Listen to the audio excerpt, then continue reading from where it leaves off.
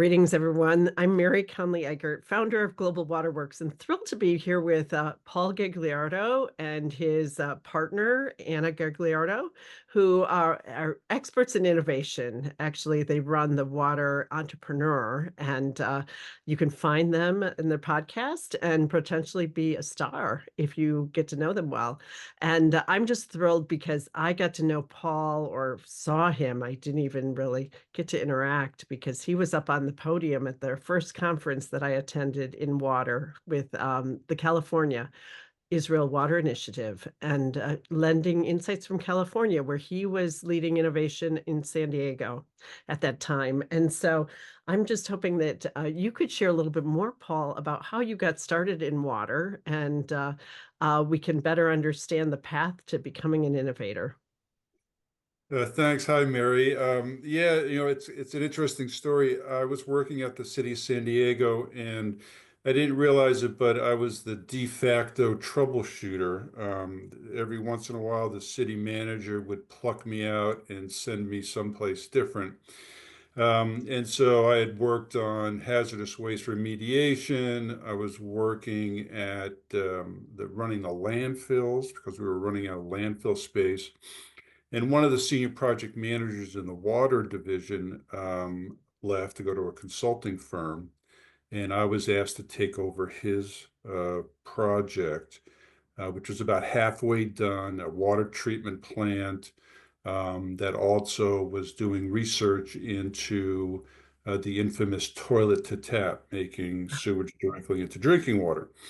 And we also had a grant, one of the oldest clean water grants that was still active. And so I had to finish the construction, do the research work, and clean up the grant project, and knew nothing about water when I was assigned to this. So that's how I got into the business. So baptism by fire, I guess. And Best thing that ever happened to me. The water business is fabulous, and so that was back in 1993, more than 30 years ago, and haven't looked back. Yeah, well, that's amazing. And I have a little lid to put on your toilet to tap story. Someone recently showed me a picture of a literal toilet tank with a tap on it and asked me the impressions that I had of that. And I said, well, you need to talk to the toilet to tap people because no one actually wants to drink out of the tank of their toilet.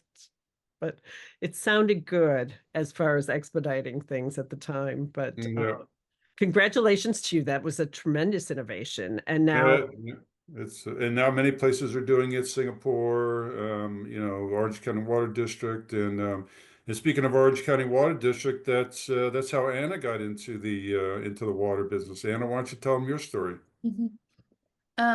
Okay. Hi, everyone. My name's Anna Gagliardo. I'm a marketing analyst based in Los Angeles, California.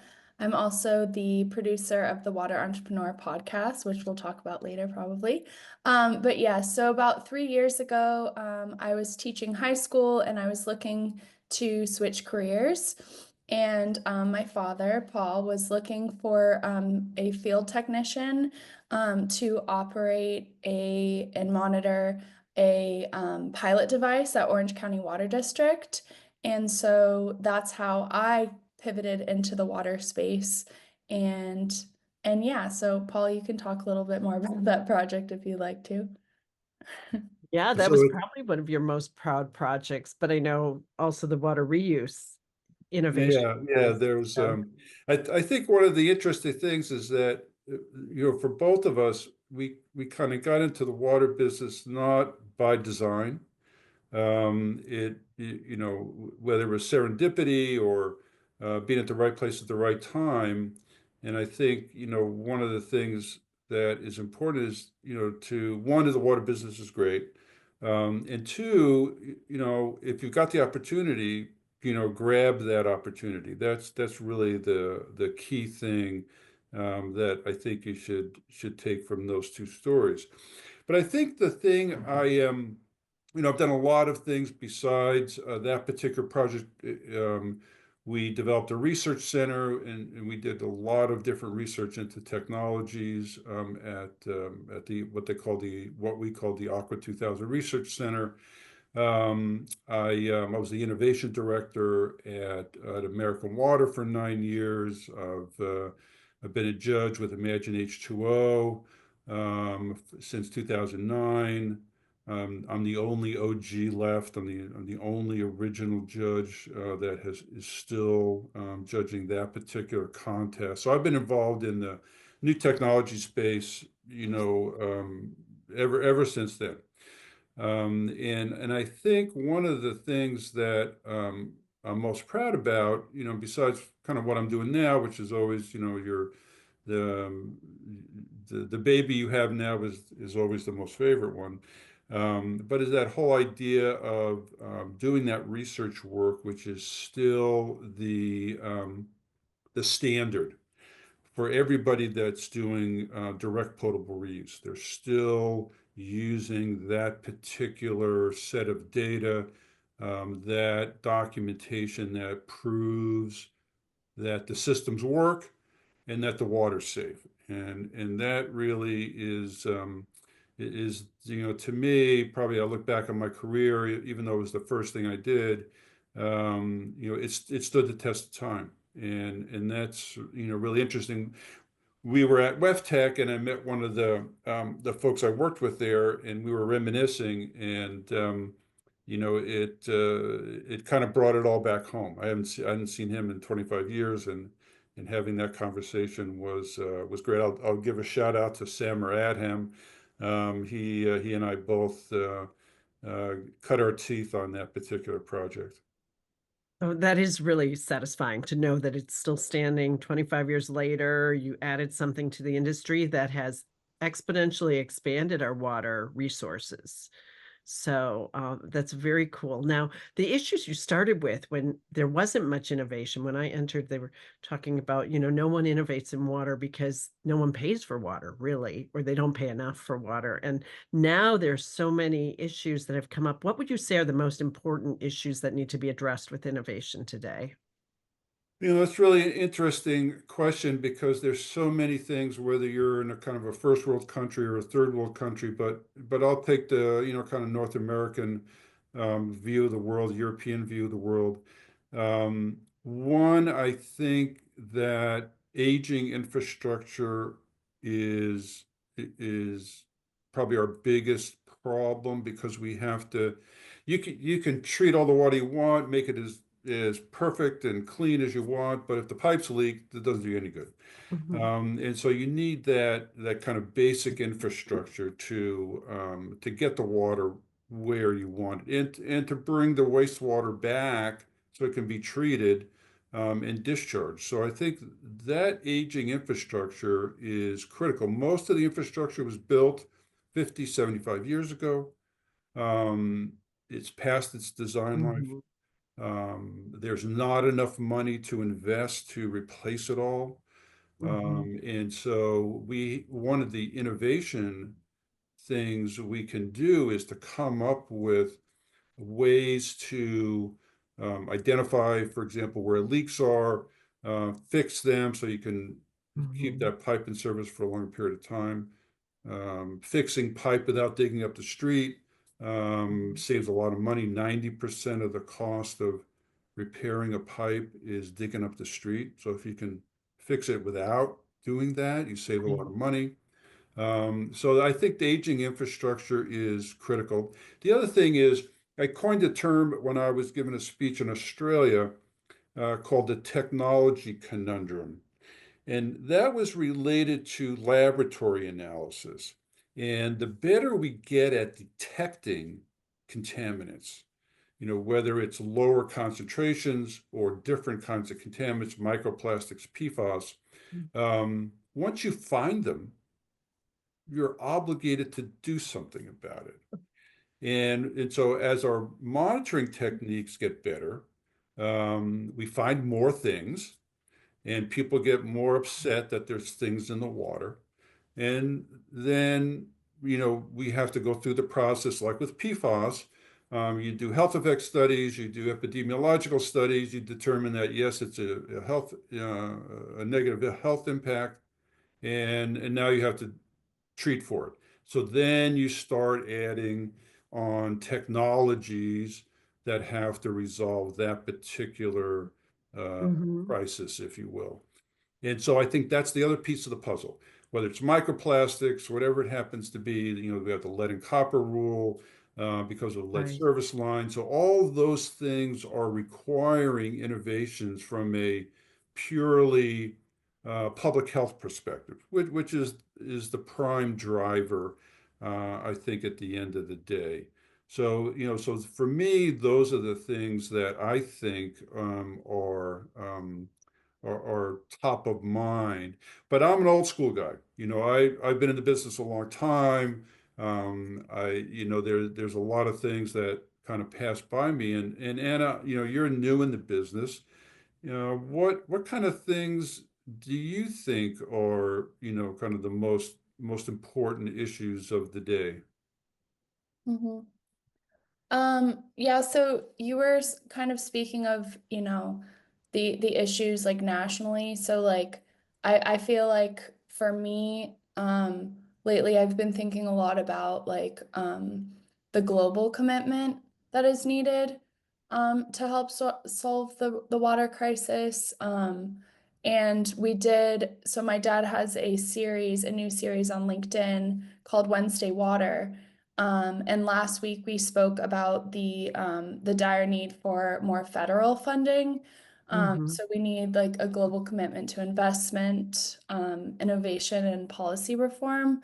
Because we need to prioritize water as a fundamental human right, for everyone to have access to clean water. And so something I'm really passionate about, and kind of how my dad and I work together, blending old school versus new school way of thinking and approaching issues, is through digital marketing and social media.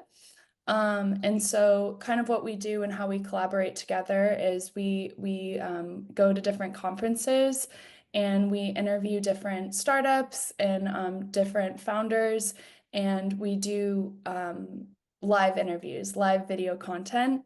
And so for those like walking the aisles in the conferences, like they'll be able to attend and listen in, and make those connections. And then we post those interviews, and it opens up an opportunity for those to speak their thoughts, and kind of foster collaboration and raise awareness to the issues of today, like all the hot topics like PFAS and microplastics and all that good stuff. So yeah, I think I definitely believe in the power of social media and content creation. We're not on TikTok yet, but hopefully soon. Maybe you can buy a share. Yeah, and make that possible. But it's a delight to see you guys on the trade show floors. And I encourage anyone who encounters Anna's usually the person you'll see moving about, bringing the action. But Paul, with your knowledge of what it takes to get to market, being able to counsel these folks. And I think the two of you worked on a project together to sort of help get someone to market. And maybe you could tell about the success you had there, including like writing a paper, which is so important for people to have something published to document results. Right. And I want to underscore that one particular thing. I always advise my clients that if you're a new technology provider, you have to publish your data.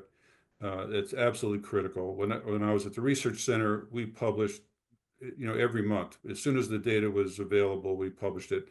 And I think that's really, really critical for customers, engineers, policymakers to believe that whatever you're doing actually works. So we were retained to execute a Bureau Reclamation grant for a new piece of monitoring equipment that the application was to determine or to document virus removal across reverse osmosis membrane. So that was the idea. And the reason why that's important is because there's no real-time monitoring technique that allows you to do that so that you can Mhm. actually prove the RO membrane is removing 5 or 6 logs of viruses. And the reason that's important is because then you don't have to put in as much treatment technology. You don't have to spend as much money because you can document that the existing system is working. So we were able to connect with Orange County Water District. They have a research center. We took a prototype unit and spent a year and a half or so testing it at that location. And Anna can go through the gory details because she was the one on site. She was the boots on the ground. We burned up the phone, with Zoom and FaceTime, kind of discussing, different pieces of the puzzle. But the idea was that we would put the piece of equipment before and after the unit process, collect the data, and then compare the data. A very interesting application for that particular product. And Anna, you can, maybe just explain to people what it's like being out in the field and all the big and little problems that you run into. Yeah, sure. So it was very interesting to, my first job in the water industry to be a field operator. That was I was definitely the only woman on site. Um, We and they're need more like, women in this who industry the heck are still. you? Yeah. Yeah. I had to, wear all the things and the hard hat and the goggles and all that good stuff. But yeah, so the majority of my job was working with the creator of the device, the scientist, the brains behind the operation, who is based in Berkeley. Um, and so I probably performed like, I don't know, like 500 bucket test dilution studies, and made sure that, everything was running smoothly on the plant. And so yeah, it was fascinating to collect data and to conduct research and then help with editing the paper. How many pages is the paper? I can't remember now. It was I quite. think it ended up being about 160, 170 pages, something like that. Yeah. Yeah. Wow. Yeah, it Wow, was that's a it lot. was very interesting. And then we also had, 4 advisors involved with the project who have, years of experience. And so learning from them and hearing from them was quite fascinating. And I really enjoy working with engineers and scientists. I find it very refreshing after spending the majority of my years working with kids and working in theater and dance. It's nice to like have a new, fresh Mhm. group of people who share the same passion, like for, caring about the environment and making a difference in water quality. So it was really fun, and it was fun to work with my dad. We work well together. So yeah, It's I think absolutely. one thing that Anna just mentioned that the expert panel that we put excellent. together is Yeah. really critical. One, from getting a lot of opinions about what to do and how to do it, and making sure that we were doing the right kind of work. But Mhm. also, I think the other piece of the puzzle is this idea of mentoring. And as many years as I've been in the business, I still learn every time I talk to somebody. Mhm. And so having those folks talk to us, tell us what they would do, help me out. Obviously, there was great education for Anna. That's how I learned when we ran the research center back in San Diego, when I first got into the business. And that's what we do now with the podcast. Mhm. A lot of the podcast is, I call it virtual mentoring. We talk to startup founders and we hear their stories, their personal stories, their technical stories, their Mhm. business stories, their financial stories. And if other people are interested in starting a company in the water space, they could listen to the podcast and hear a lot of the things that are, almost impossible to find anyplace else. And you're hearing Mhm. it right from the horse's mouth. So that's a big piece of the puzzle. And now we've transitioned a little bit, and we're talking to utility people. I just had a chat today with somebody who is kind of a young professional. She just won an award, and we were chatting about having her on the podcast, and hearing her stories, kind of that middle management people. So you have utility people, NGOs, regulators, startup founders, hearing all their stories, you get a very good idea of the business, and the people in the business. And I think one of the key things that I've certainly found, and I'd be curious to hear if Anna has the same experience, is that the water business is very accommodating, is very inclusive from the standpoint of nobody feels like, hey, I know this, I'm not going to share it with you. Everybody shares. Mhm. And so that's part of what we're trying to do with the podcast. I don't know, Anna, you at the conferences and things, do you find that people are, willing to share whatever they know? Yeah, I think that people are quite transparent, and this made me think about sort of a new mentor of mine or colleague. Shout out to Chelsea Boozer, who she's like bringing all kinds of new and exciting social media opportunities in the water space. And she has this new sort of initiative. She's calling it Hot Takes, where she's gonna interview people on the conference floor and just shoot from the hip, maybe it's a controversial topic, but if they care to share, go for it. And I think so far people have been sharing. But yeah, I think that, connecting with like Global Waterworks and any sort of community that you can put yourself in, like the more open you are to share, I think people do match that because, you want to connect and especially today, it's really important to foster that connection and to provide mentorship, like, for the podcast provides, you know, just this wonderful wealth of information that's just for free that anyone could Mhm. listen to. And we have a new project coming up that's really exciting. So maybe that's a good lead in to kind of Yeah. to expand I our want reach as well. Yeah, I want to hear about that. But first, before we let you go, I want to hear Sure. Paul's view of, we often get this question about technology. We have a water crisis. We know that. We also know that there are solutions that exist for virtually every problem. Is there something that can't be solved today that there needs to be innovation on? Do you believe, or do you believe it's more a question of our not seeing everything and being siloed? I think that there's a solution for every problem. There's no question, that that's the case. It's it it one is becomes, how do you find it?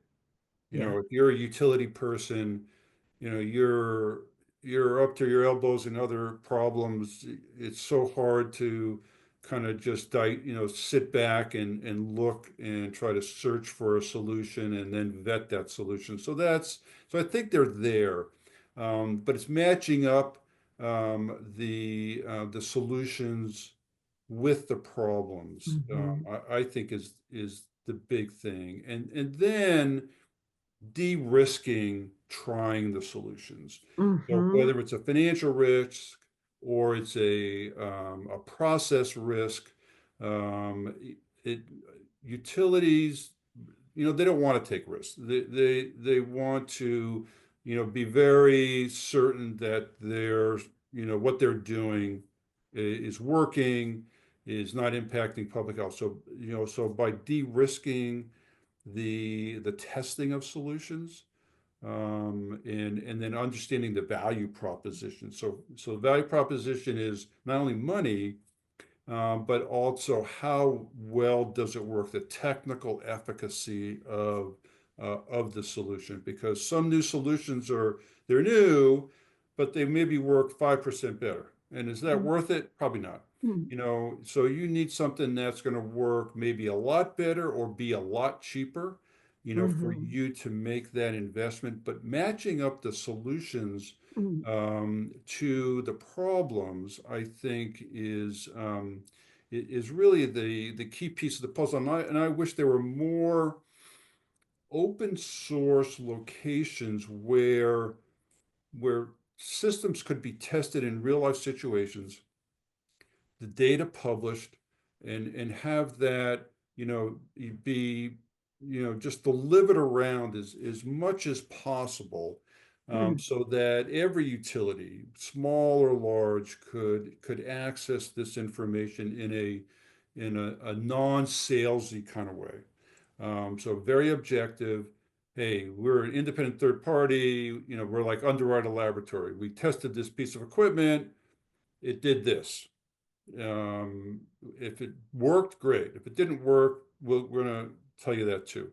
And I think that's the kind of thing that I think would really help foster the deployment of innovation. There is no shortage of innovative companies out there. Absolutely not. There's a million of them. Do they all work? No. Are they all cost effective? No. And that's part of the work that has to be done. And again, that's part of what we do. We talk to technology companies. We try to get them to talk about what they're doing and how they're doing it. Whether it's, there's 50 PFAS, destruction companies out there. How do you pick? How do you decide which one to use? That's tough. It's really tough. I mean, I wouldn't want to be utility right now trying to pick which one to use. I mean, that is really hard. So I think there are plenty of solutions. It's that roadmap that you have to follow. And I like the work that George Hawkins is doing at Moonshot, where they're providing free support to small Mhm. and underserved utilities. They're coming in, looking at their issues, providing expertise, giving them ideas about the kinds of things that they can do. And when I talked to George, he was our 100th episode. Um, he said, it's not the technology, it's not the problem, it's not even matching the two up. It's it's getting the utility, it's the process to put out a spec, get proposals, evaluate the proposals, put the contracts together. That takes 2 years sometimes with utilities. It And does, and yeah. that's another place where streamlining process could really help things out a lot. Mhm. Yeah. Agreed, agreed, and I know that, you guys are working on streamlining the process. Our Global Waterworks Tech Showcase is where once they're commercialized and proven and able to scale, we're happy to showcase them, turnkey solutions like, some of the ones you've mentioned. But I, would love to hear what's next, and also where can people find you, and, if they have a pitch or a story idea, how do they pitch it? To you, Okay. Anna? Anna, do you want to talk about the TV show? Or it's not TV, sorry. Okay, maybe. I'm old school, remember? Yeah. Yes, sure. We're in the process of pitching a docu-series to a few streaming services. So this docu-series will Mhm, obviously Paul will be the host. And yeah, so it's the concept is it's a deep dive into pressing water issues impacting us all. So we'll cover like a myriad of topics, such as groundwater depletion, dam removal, day zero. We'll speak about, rising seawater temperatures, emerging contaminants, So we're really excited about this project, and yeah, stay tuned. And Mhm. if you would like to learn more about the project or connect with us, please add either myself, Anna Gagliardo, or Paul Gagliardo on LinkedIn, or email thewaterentrepreneur@gmail.com. Awesome. Awesome. We'll do that. And when do you anticipate the show might go on? Will that be a 2026 venture or? We're hoping we are finishing what they call the sizzle reel. So that's the pitch this month. And our hope is that we get in the queue for this upcoming season, so that we're hoping that by the end of the summer, or by ACE or WEFTEC, we'll be able to announce that we've been picked up, and that we'll start producing episodes. So that is our hope. We will, the TV business is, or the film business, whatever you want to call it, is a little more. Um, um, there's more competition Mhm. Cutthroat. uh, Yes, right. than Uh-huh. than there is in the podcast business. I mean, anybody can start a podcast, right? I mean, it takes some gumption and some value for it to keep going for Resources. 2.5 years. But getting a show picked up on TV is a little tougher. So, but that's our hope. Is that we've got the connections. We think we've got a good idea. And it's no one's ever done it before, as far as a docuseries on water. So we think it has legs. And yeah, if anybody's interested in helping us out from a sponsorship perspective, whether with the podcast or the streaming series, please let us know.